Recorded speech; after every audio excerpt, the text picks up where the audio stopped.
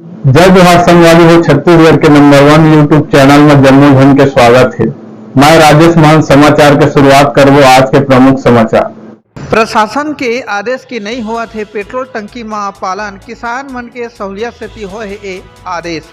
आप मन ला बता दें कि पेट्रोल पंप में डीजल की कमी ले जी हाँ किसान मन ला भारी परेशानी हुआ थे, तो वहीं पेट्रोल डीजल के किल्लत ला देखत हुए जी हाँ डब्बा में देना मना करे के लिखित आदेश के बाद ले नहीं देहे के हुआ थे। फिर अब किसान मन के परेशानी ला देखत हुए डब्बा और जरीकिन में देहे के बाद आगू आ है, लेकिन अब भी कई पेट्रोल पंप में आदेश के पालन नहीं हुआ थे। आप मन देख सकत हवा कि शक्ति जिला के जेरीपुर के पेट्रोल पंप में आज भी डब्बा में डीजल नहीं देहे के नोटिस चस्पा है। फिर एक कोती डब्बा और जरीकिन में किसान मन के खेती किसानी ला देखत हुए डीजल देहे के बाद आगू आ है। हालांकि किसान मन ला कितना डीजल डब्बा में देना है वो बात की उल्लेख नहीं है, लेकिन जरूरत के मुताबिक डीजल डब्बा में देहे के बाद आगू आए है। सीजी पंचायत न्यूज ले डॉक्टर राम कुमार मनहर की रिपोर्ट।